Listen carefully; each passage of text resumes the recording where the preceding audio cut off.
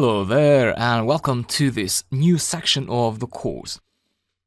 In the previous section, so throughout the lectures of the previous section, I covered how to set up Python on your computer and also the Atom editor, and also showed you how to create a Python program, which is this one in here that we created. So at this point you should have an editor and you should know how to create a Python file and write some code in it, like this one in here. Now, in this new section, what I'll cover is variables and data types. So in the next lecture, you will be able to create and understand variables.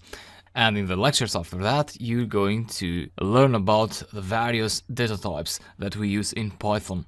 So in this video, I just wanted to introduce you to this new section. And let's go to the next video where I explain variables. See you.